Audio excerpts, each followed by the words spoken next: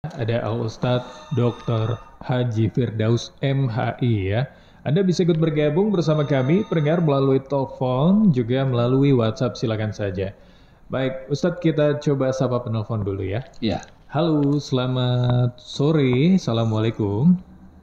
Waalaikumsalam warahmatullahi wabarakatuh, Tito. Iya, baik. Iya. Ini dengan Ustadz Khalidi? Ya.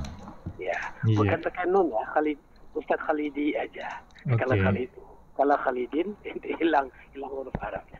Khalidi ya. Ustadz Khalidi. Iya. Ya, sebelum kita ke Buya, kita kepada seluruh penyiar dulu nih, termasuk juga Anda, Tito.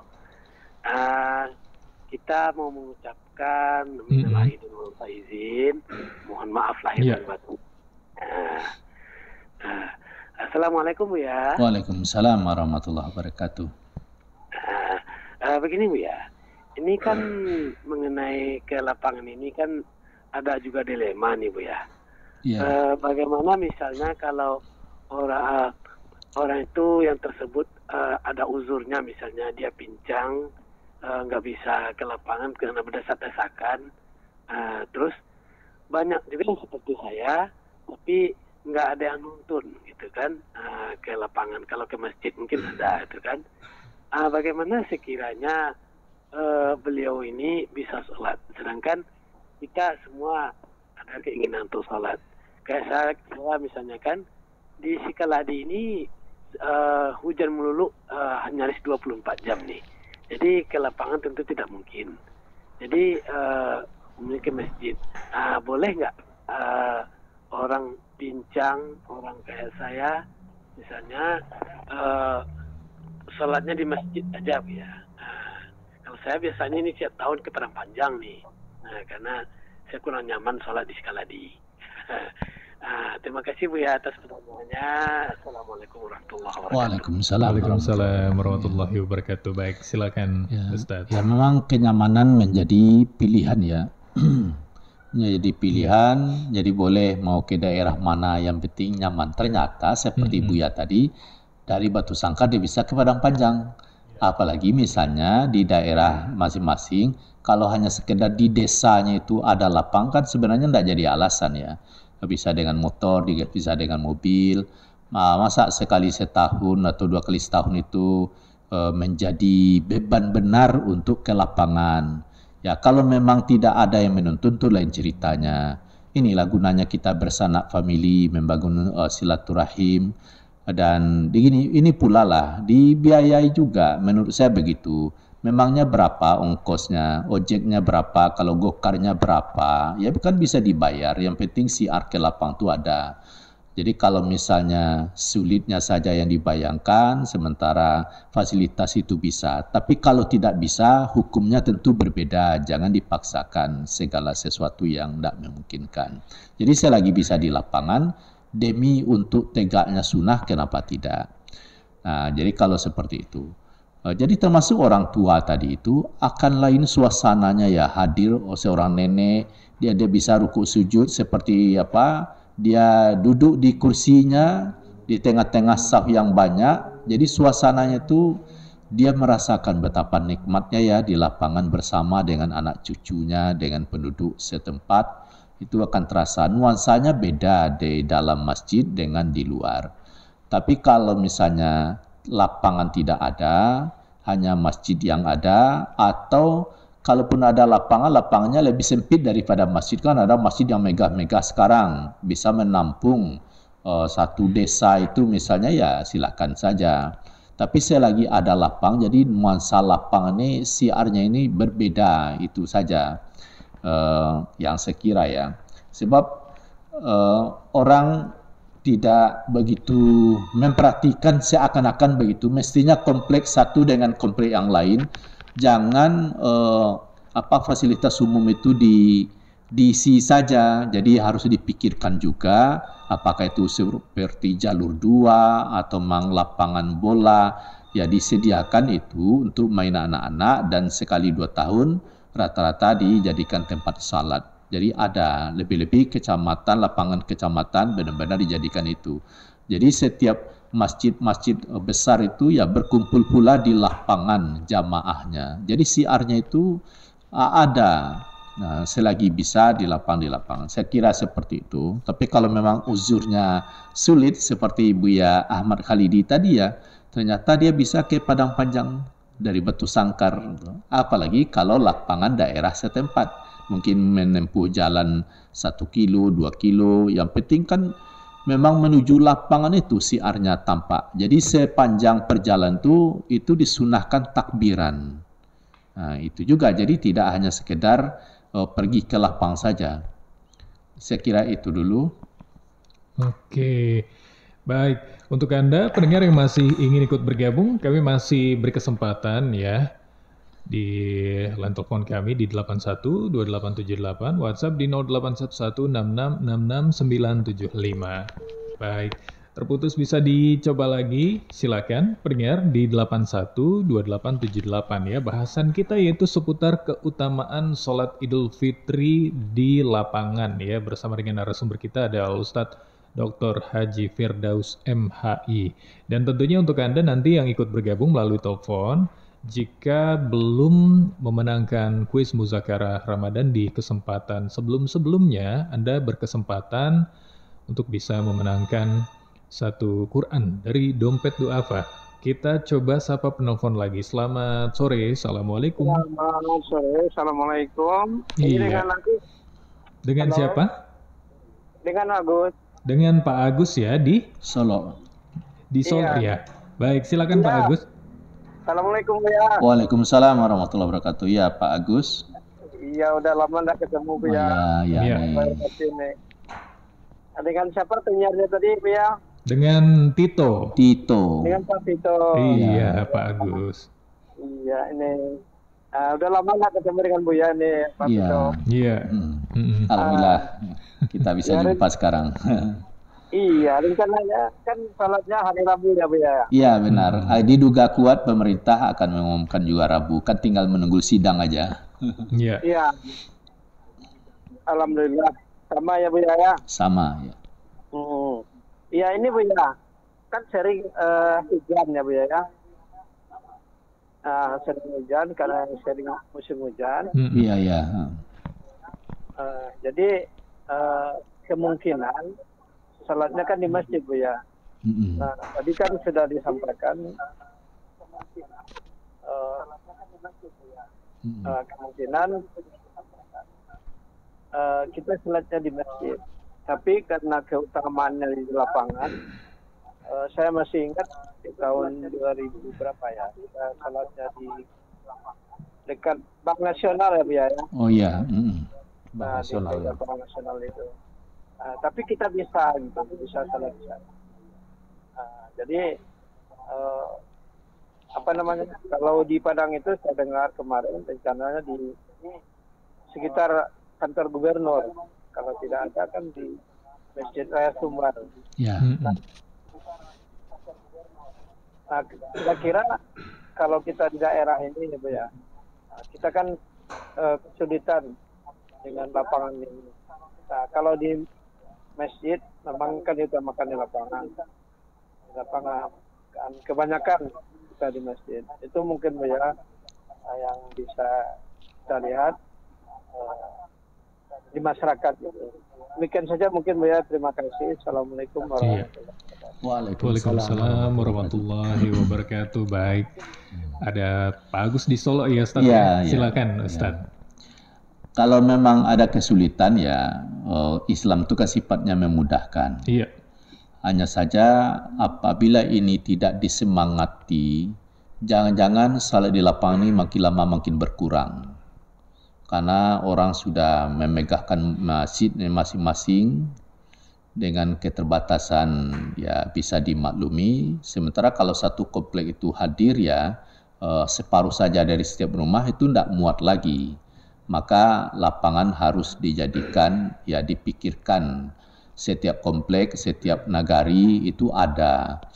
Sebenarnya lapangan itu ya per kecamatan ada, per nagari itu mestinya ada. Idealnya begitu. Kecamatan lapangan kabupaten kota itu harus ada sehingga nanti mulai dari kepresidenan dari istana sampai ke kantor kecamatan, dan kalau kita di Sumatera Barat ya kantor wali nagari, ya masing-masing adalah lapangan itu untuk bergabung sekali 2 tahun untuk salat Idul Fitri. Mengapa tiba olahraga bola kaki itu bisa ya? Jadi ini saya menyemangati itu kembali supaya ini sunnah tetap dijaga, menjadi pemikiran hendaknya bagaimana nikmatnya sekali 2 tahun itu salat di lapangan. Nah, kalau soal musim hujan itu bisa dimaklumi. Inilah pentingnya masjid tadi. Bahwa kalau hari hujan sehingga salat di masjid masing-masing, di surau masing-masing. Tentu juga disiapkan segala sesuatu, khatibnya dan lain-lain. Kadangkala orang tidak ke lapangan terdiri dari jamaah beberapa masjid, nanti infaknya kan dibagi. Biasanya kalau dibagi biasanya sedikit yang dapat. Tapi kalau dilakukan salat di musala dan masing-masing sekian juta dapatnya. Kadang-kadang ada juga godaan itu. Nah, kalau dasarnya demikian, keuangan ya sunnah tidak jadi tegak. Nah, ini sekarang sudah bisa diprediksi sehari sebelumnya itu apakah hari hujan atau tidak, atau pengalaman saja. Misalnya kalau untuk sekarang ya diduga musim hujan, maka benar-benar disiapkan di masjid. Tapi ilmu ini harus diangkatkan. Kan tidak seluruh Sumatera Barat ya. Kalau misalnya di daerahnya ya dari kemarin dan besok diyakin misalnya cerah, mengapa tidak bersiap-siap untuk di lapangan. Nah, kalau memang hujan datang seketika itu biasanya ya Allah Maha Penyayang, itu malam sudah ada tanda-tanda, sampai pagi sudah ada. Jadi panitia yang ditanam itu kan benar-benar sudah.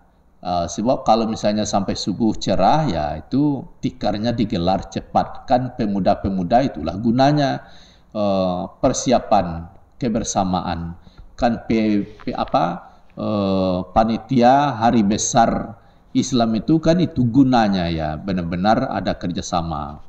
Nanti ibu-ibunya menyediakan ini, pemudanya, pemudinya siap dengan segala sesuatu. Jadi di saat berkumpul sekali 2 tahun itu tidak hanya suku, misalnya orang Piliang sama Piliang, Canego sama Canego, tidak. Baik yang di rantau bertemu di lapangan itu. Kira-kira seperti itu. Nanti kalau bertemu lagi di surau masing-masing akan ada pula waktunya. Apakah dibuat malam tertentu, jumpa yang lebih spesial itu terserah. Tapi kalau untuk di lapangan ini adalah kumpulan dari beberapa jamaah masjid, beberapa jamaah musala. Misalnya kalau di lapang gubernur ya, itu sekitarnya sebelah Masjid Sahara Padang Pasir, Masjid Al-Firdaus, kan tidak menggelar salat di suraunya, di masjidnya, lalu di lapangan. Nah, kalau ini tidak dibudayakan terus, jangan-jangan sunnah ini jadi hilang tuh. Saya kira begitu. Soal hujan tadi ya kita maklumi benar-benar dilakukan di masjid. Sebagaimana sunnah Nabi memang begitu. Waktu hari hujan itu dikerjakan di masjid. Oke, baik. Untuk Anda pendengar yang masih ingin ikut bergabung, silakan melalui telepon di 812878 atau bisa juga melalui WhatsApp kami di 081166669975. Baik. Ustadz, ini ada pendengar kita yang ikut bergabung melalui WA. Ada Pak Ridwan di Padang bertanya seputar seberapa besar nih Ustadz pahala sunnahnya jika kita sholat di lapangan begitu untuk menegakkan sunnah ini. Ini bagaimana Ustadz? Ya. Disebutkan dalam hadis yang sahih itu 50 kali ya, 50 kali keutamaannya daripada salat sendirian. Kalau di masjid itu kan 25 atau 27 ya. Nah, tapi kalau di lapangan itu 50 ya, 50 kali nilainya. Jadi kalau 50 kali ya itu kan sama 2 kali lipat nilainya dibanding dalam masjid. Nah, pertanyaannya mengapa kok tinggi itu tadi? Perjuangannya memang lebih besar pula itu. Lalu siarnya juga lebih terasa. Berbeda ya orang waktu salat di Masjidil Haram ketimbang waktu wukuf di Arafah, waktu bermalam di Mina kan di lapangan. di Muzdalifah nilainya berbeda. Jadi ada salat sunat yang keutamaannya itu ya di lapangan. Nah, ada pengecualian. Kalau misalnya di Masjidil Haram, siarnya di Masjidil Haram melebihi lapangan yang ada. Nah, kan masjid kita di tanah air kan tidak seperti Masjidil Haram tentunya. Suasananya jelas berbeda. Jadi bagus. Mungkin dalam pesan ini benar-benar disediakanlah setiap nagari, kecamatan, lapangan yang ideal yang disebut dengan musalla itu tersedia. Saya ingin mengemukakan pengalaman beberapa tahun yang lalu. Saya diundang ke Payakumbuh untuk khutbah Idul Fitri di musala Tigo Nagari. Saya pikir musalanya besar karena 3 nagari yang punya. Kiranya lapangan yang benar-benar dijaga keamanannya sehingga digunakan untuk salat Idul Fitri dan Idul Adha. Artinya bisa. Mengapa kalau untuk yang lain-lain bisa? Kalau untuk menyediakan tempat salat di lapangan yang dijaga untuk kegunaannya sekali 2 tahun, tentu juga digunakan untuk yang lain-lain, acara-acara nagari, acara banyak ya, misalnya ada pasar malam atau acara seni budaya, ya lakukanlah itu. Mungkin itu ya, kalau pahalanya itu 50 kali lipat. 50 kali lipat ya Ustadz? Iya. Oke. Baik, untuk Anda pendengar yang masih ingin ikut bergabung melalui telepon, silakan di 812878. WhatsApp juga bisa ya, silakan saja. Halo, selamat sore. Assalamualaikum. Waalaikumsalam warahmatullahi wabarakatuh. Iya, baik, dengan Ajo ya, di Gadut. Silakan Ajo. Assalamualaikum Waalaikumsalam warahmatullahi wabarakatuh. Ini kan ada orang salat di lapangan yang sama raya itu di lapangan. Itu dia sunat Tahiyat lapangan. Atau tegur itu sunat kan tak ada di lapangan. Ya ini salah aja. Nggak jadi salat bagaimana tuh pencerahannya? Adakah salat di lapangan ini atau enggak sunatnya? Waalaikumsalam warahmatullahi wabarakatuh. Baik, silakan Ustaz. Nah, jadi ini memang sudah sering dikaji. Hanya ya salat itu saja, tidak ada lagi salat duhanya, tidak ada lagi salat tahiyat lapangannya, menghormati lapangan itu ya. Walaupun lapangan itu kan sebenarnya disebut musalla, tempat salat. Tidak ada salat di lapangan tersebut yang salat pendahuluan ya, mau duduk tidak. Berbeda dengan masjid. Masjidkah namanya, langgar atau surau, musalla, kan bangunan itu tempat rumah ibadah. Jadi sebelum duduk ya salat dulu. Termasuk nanti jangan heran ya, misalnya masuk ke Masjid Agung, sebelum khatib sebelum salat itu dimulai kan orang yang baru datang masjid kan salat, karena salat itu sekalipun khutbah Jumat sedang berlangsung, ada orang baru masuk, sebelum duduk dituntut juga dia salat tahiyat masjid. Habis itu juga salat Idul Fitri ini karena dikerjakan dalam masjid ya sebelum duduk salat dulu tuh. Nanti pemandangannya ya seperti itu tadi.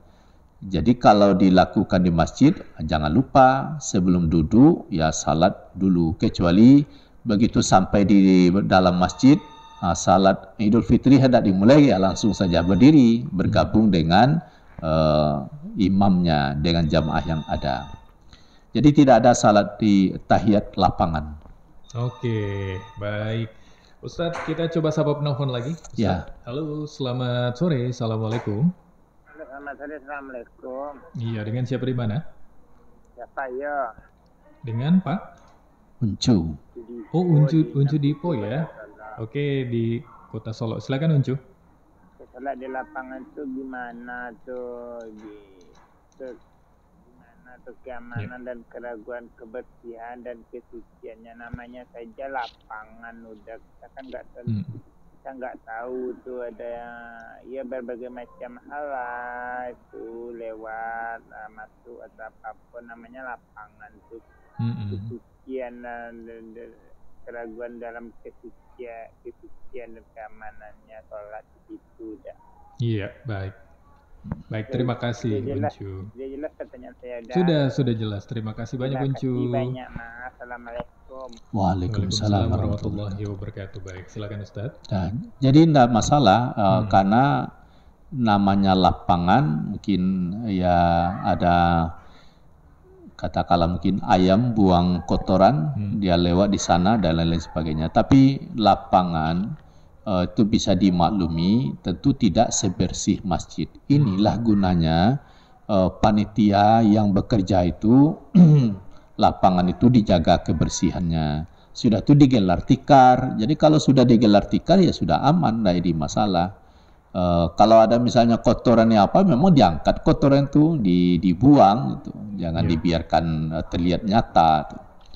Nah, jadi yang penting ada tekad ini dulu, semuanya bisa diatur. Jadi kalau misalnya terlalu dipikirkan ini bagaimana, tidak bersih ya, bahkan dalam masjid pun bisa saja terjadi bermacam-macam ya. Ada orang meludah, ada orang buang kotoran hidungnya dan lain-lain itu ya. Tapi yang jelas standarnya itu tentu sama-sama dijaga. Mengapa orang bisa lakukan puluhan tahun ya? Karena di Indonesia sudah banyak dilakukan salat di lapangan itu. Sejak saya kecil-kecil ya di kampung, di ukuran kota kecamatan sudah dilakukan salat di lapangan. Itu memang meriah sekali. Suasananya berbeda jika dibanding di dalam musala atau dalam masjid itu. Yeah. Cuma sekali lagi ini ya selagi bisa di lapangan. Hendaknya ya pemerintah daerah sampai ya tingkat kelurahan hendaklah dipikirkan ada tempat salat warga untuk hari raya itu. Kumpulan enak ya, misalnya masjid Sahara Padang Pasir dengan masjid Purus misalnya bergabung bertemu di lapangan itu suasananya bagus sekali. Nah untuk Jumat ya sudahlah di masjid masing-masing. Tapi kalau salat hari raya bertemu dari sekian beberapa jamaah. Nah ini yang diatur. Ya saya kira ini bisa dimaklumi. Jangan khawatir soal tentang kebersihan. Karena semuanya bisa diatur. Orang sekarang dulu saja peradaban masih rendah. Masih bisa salat di lapangan. Sekarang orang sudah menjaga etika. Nak mau orang sembarangan buang kotoran lagi ya. Fasilitas sudah tambah lengkap itu. Oke, baik. Ustadz, satu yang terakhir melalui WA ini Ustadz. Assalamualaikum Ustadz, saya Rosmiati dari Cianjur. Mohon penjelasan Ustadz tentang fardu kifayah. Mohon maaf Ustadz di luar tema. Wassalamualaikum. Oke. Ya, fardu kifayah ini kemana diarahkan? Apakah tentang penyelenggaraan jenazah? Ya. Misalnya memandikan, kalau sudah ada yang bertugas, yang lain kan cukup hadir saja di rumah kematian. Dia sudah tidak terbebani lagi ikut memandikan, karena memandikan kan dibatasi 6 orang cukup, 7 orang paling banyak ada jadi. Begitu juga menguburkan kan tidak semuanya yang harus menimbun masuk ke dalam kuburan. Yang penting bisa hadir. Nah, itulah contoh fardu kifayah tadi itu. Tapi hati-hati kalau tentang salat jenazah, selagi bisa ikut salat mengapa anda ikut? Tempat ada, lalu dia memilih tidak ikut. Nah, jadi ini menjadi masalah juga. Jangan dijadikan fardu kifayah itu untuk tidak mengambil bagian. Jadi kalau misalnya salat jenazah, ya tetaplah wajib untuk semua, kecuali dia ada urusan mengurus kuburan, mengurus ini dan itu, sehingga dia tidak bisa ikut salat berjamaah. Tapi dia hadir di lokasi itu, tempatnya memungkinkan, dan dia dalam keadaan suci pula, mengapa tidak ikut? Jadi ya tentu tidak seberuntung orang yang ikut. Ini yang saya takutkan. Kan fardu kifayah. Ada saja tu terwakili, kata siapa terwakili, sementara dia bisa lalu tidak ikut mengerjakan. Nah, jadi fardu kifayah ini perlu juga dipertajam pemahamannya. Kan aneh ya, misalnya meninggal anak SMA, teman-temannya datang. Dia nak ikut salat. Padahal ke kuburan dia ikut. Kenapa nak ikut salat? Ya kan fardu kifayah itu bapak-bapak sudah ada yang ikut, dia memilih tidak ikut. Nah, ini bahayanya memahami fardu kifayah itu tidak diambil yang menguntungkan dalam merugikan dia sebenarnya. Jadi tetap saja terbebani wajib. Nah, fardu kifayah yang ibu ini maksud seperti apa ya? Tentu mungkin perlu juga dipertajam pertanyaannya. Oke. Baik, Ustadz izin karena waktu juga yang membatasi kita ini, Ustadz. Ustadz terakhir bisa berikan poin-poin kesimpulan terkait bahasan kita keutamaan sholat Idul Fitri di lapangan. Silakan Ustadz. Pertama kita mensyukuri untuk Indonesia secara nasional Idul Fitri kita sama. Jadi kalau pergi ke lapangan ini sangat memungkinkan ya. Jadi tidak terpecah jamaah itu sama-sama. Terus menyiapkan diri, pastikan di lapangan itu arah kiblatnya sudah, sehingga salat nanti benar-benar menghadap kiblat. Kemudian keutamaan salat di lapangan itu nilai pahalanya ya 50 kali lipat daripada salat sendirian. Kalau di masjid dapat 25 ataupun 27 kali utama, itu sudah populer ya kita dengar, dan kita betapa pentingnya salat di masjid. Kemudian yang menurut saya ya, sediakanlah kalau memang sudah ditentukan lapangan, sediakan pojok, ada tikar yang digelar untuk wanita yang dalam keadaan menstruasi untuk bisa dia duduk di sana. Jadi disediakan tempat sehingga tidak bergabung dengan barisan atau safnya salat. Saya kira itu ada semangat menegakkan sunnah. Moga-moga berkah Allah lebih menyertai kita dengan sunnah. Terus musibah kiranya Allah jauhkan juga dari negeri kita. Saya kira itu, dan tentu atas nama pribadi mengucapkan ya selamat Idul Fitri 1445 Hijriah. Mohon maaf lahir batin, semoga amal ibadah kita Allah terima, dan di bulan Syawal ada peningkatan sebagai pribadi-pribadi yang suci yang berupaya menggelar mendapatkan nilai takwa. Amin ya rabbal alamin. Amin. Dikembalikan pada Tito. Iya, baik. Terima kasih banyak Ustadz sudah bersama di kesempatan kali ini. Sudah hadir langsung di studio kita di Pro 1. Salam sehat selalu Ustadz. Amin, sama-sama. Selamat berbuka puasa juga ya Ustadz. Ya. Sesaat lagi ya, agak ya mungkin beberapa menit lagi. Iya. Baik. Terima kasih banyak untuk Anda juga pendengar di kesempatan kali ini yang sudah ikut bergabung bersama kami melalui telepon ataupun juga melalui WhatsApp. Kami harus akhiri program Muzakarah Ramadan kesempatan edisi kali ini hari Minggu tanggal 7 April 2024. Akhir kata, Assalamualaikum warahmatullahi wabarakatuh. Waalaikumsalam warahmatullahi wabarakatuh. Terima kasih Anda sudah mengikuti program Muzakarah Ramadan.